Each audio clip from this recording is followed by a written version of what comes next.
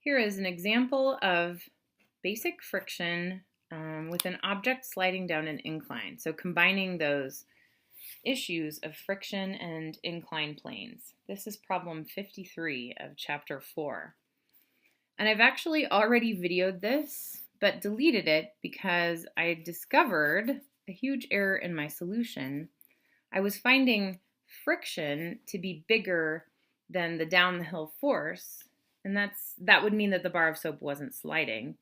And on reading through my solution, I discovered that I had written down the coefficient of kinetic friction wrong, so I had a much too high friction. It was an interesting problem to come across, but I didn't want you to have to listen to 10 minutes of solution to talk about that one error. So I'm just re-reporting. But you should know, I mean, if you get an answer that seems wrong, if your answer is trying to tell you that friction is bigger than any other force, or that friction is causing the bar of soap to slide up the hill the way you don't expect it to, then you should figure out what went wrong. All that said, let's try it again. So we have a bar of soap sliding down an 8-degree inclined hill. We don't know the mass of the soap, so I'm just going to label it M. The ramp is 9 meters long, 9.0 meters, but I'm abbreviating. Inclined at 8 degrees, and the question asks, how long does it take to reach the bottom? So how long is asking about time. So the time and the distance indicator kind of tells me that we're going to have to go to kinematics. But before I can go to kinematics, I need to know acceleration. And so in order to find acceleration, I'm going to think about Newton's second law. That's kind of my plan of attack for the physics here. We also know that the coefficient of kinetic friction, so mu subscript k, the k for kinetic, so we are assuming it moves, is 0.06. I was using 0.6, which gave me a much too large friction. All right, so if we're thinking about Newton's second law and trying to find acceleration, the first thing we want to do is draw a free body diagram for the soap. And I've greatly exaggerated the incline here. So I'm thinking about changing my coordinate system to be parallel to the incline, because it's very helpful to have an x-axis in the direction of motion. So there's my incline, and then perpendicular to the incline. So there's perpendicular to the incline. This is my new y-axis, and this is my new x-axis.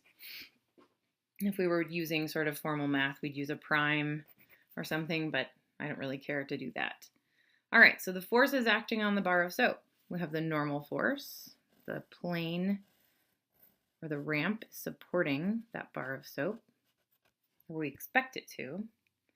We have the vertically directed pull of gravity. So what used to be the y direction, label that FG, vertical.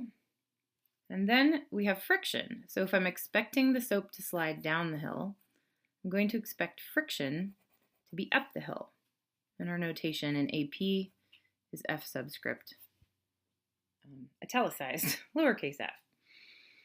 So I'll refer you to previous videos about how we've determined the angle of incline 8 degrees is the same as the angle between my new y-axis and my old vertical, 8 degrees there. Angle of incline, same as y versus pull of gravity. And then that pull of gravity has a component in the new y direction, so that's FGY, and a component in the new x direction. I sure didn't draw that long enough, FGX. Okay, and so this forms my right triangle. I have y component, x component, 90 degrees. The hypotenuse of my triangle is the pull of gravity. So we know that the pull of gravity is the same thing as mg. The x component of the pull of gravity is opposite to that known 8-degree angle. So it's Fg times sine of the angle. And then the y component is adjacent to the 8 degrees. So Fgy is Fg cosine 8 degrees. And that's flip-flopped trig from our usual, but we're not measuring this angle from horizontal, we're measuring from the new y-axis. So our opposite and adjacent sides flip-flopped. Okay, so now I can substitute FGX is mg sine 8 degrees, and FGY is mg cosine 8 degrees. And I'm in the back of my mind, I'm thinking, I don't know that mass, so let's just kind of hold off and not worry about it yet, but it's going to need to be resolved. So I'm thinking about the motion of the bar of soap. I'm expecting it to accelerate down the plane, which means also that I'm expecting it to not hop off or crash into the plane. So I'm actually applying Newton's second law to the vertical motion first. I'm saying that there's no acceleration in the vertical direction. The bar of soap stays on the plane. So this allows me to say that the normal force should be in balance with not the pull of gravity, but the y component of pull of gravity. And that gives me a way to express normal force in terms of other stuff, right? So mg cosine 8 degrees for the y component of pull of gravity. And I'm doing this, I have used to been able to skip this step, but I need to know about normal force when I talk about friction. The kinetic friction has a value equal to coefficient of kinetic friction times normal force. Kinetic friction has to do with the type of surfaces, but also how much they're pressed together. So that allows me now to write 0.06 times mg cosine 8 degrees. I have now been able to express friction in terms of other stuff, thanks to my analysis of the y direction motion. Now I look at the x direction motion. So the acceleration of that soap should be equal to the sum of the forces in the x direction divided by its mass. The forces in the x direction are downward, or I should say down the hill pull of gravity, opposed by up the hill friction. Down the hill pull of gravity is mg sine 8. Up the hill friction, 0.6 mg cosine 8. So apply. Acceleration is equal to down the hill pull of gravity, mg sine 8 degrees, minus up the hill friction, 0.06 mg cosine 8 degrees. And then I'm dividing all by the mass of the soap. And so sort of suspending my disbelief of not knowing about the mass has paid off in this problem, because I can factor mass out of both terms in the numerator, and then I cancel with the mass in the denominator. Okay, so I might as well do that, right? Acceleration is equal to mass times g sine 8 degrees minus 0.06 g cosine 8 degrees divided by mass of the bar of soap. Mass cancels mass. So I'm now able to write the acceleration as g, I'm going to go ahead and factor g out, times sine of 8 degrees minus 0.06 times cosine of 8 degrees. We needed to know the acceleration of the bar of soap in order to answer the question. If we remember back to our original question, we wanted to know how much time does it take the soap to slide down this incline. Knowing acceleration allows me to apply kinematics, which allows me to find time, knowing the distance and acceleration. So I need a number for this, and I did not bring my calculator home, so we're going to use the app on my iPhone. You will probably want to check this work, because I'm not super confident about this. So I think I go 8 sine to get sine of 8 degrees. And then I think I can go, I don't trust it, but let's try it. Okay, so minus, we'll go 0.6 times 8 cosine, close parentheses, close parentheses. I don't know. I don't trust this. So I think 0.797 times 9.8 for acceleration of 0.7816. It seems like a very small acceleration for a bar of soap, but then maybe that's okay because it's a very small angle. let me recalculate another way, right? So let me go backwards. So cosine of 8 degrees here times 0.06. So that's 0.059416, whatever. And then 8 degrees sine. So 0.13917 minus 0.059416. So 0, no, that's right. Okay, fine. So then multiply by 9.8, and we're left with the same answer of 0.7816. Okay, so very small acceleration for a small angle of incline, even though it's slippery soap with a small coefficient of kinetic friction. So there's my acceleration value.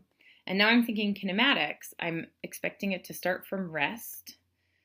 It doesn't actually state that outright. A wet bar of soap slides down a ramp 9 meters long, inclined at 8 degrees, but we have to assume this in order to answer the question. So it starts at rest.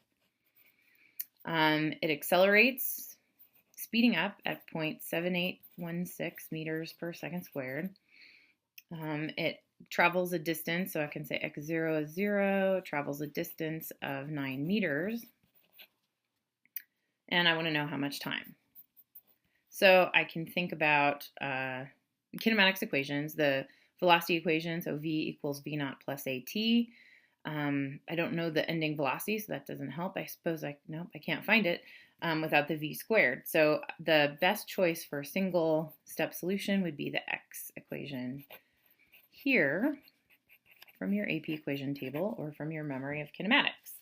So ending position 9, starting position 0, starting velocity 0, which is good because it makes the quadratic solution a little bit easier, half times a t squared. So 9 equals half times a t squared. Oh, I don't know how to take a square root on this calculator either. Let's see. So you can laugh at me trying to use the iPhone calculator. Half times the acceleration of 0.7816. Shoot. 7816. So I have 9 is equal to 0.3908 t squared. So t squared is equal to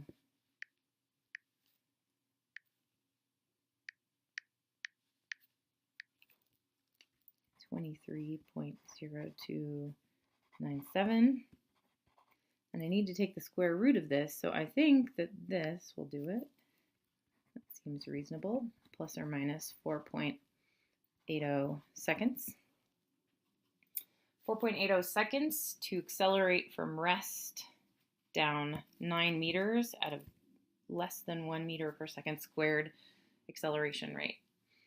So again, this problem is significant to us because it is an object on an inclined plane, sliding down the plane and accelerating. So we have our idea of tilted coordinate axes, but we're also building in the issue of friction, of this friction opposing the motion, and having to include that friction in the free body diagram and in our calculation of net force.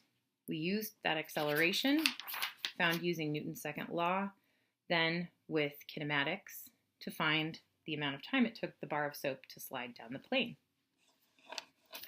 Now you are ready to answer some problems, solve some problems with friction involved. So this will be Chapter 4, Assignment 4. Good luck, and I'll see you on Thursday if you're in the red day, or Friday if you're in the black day.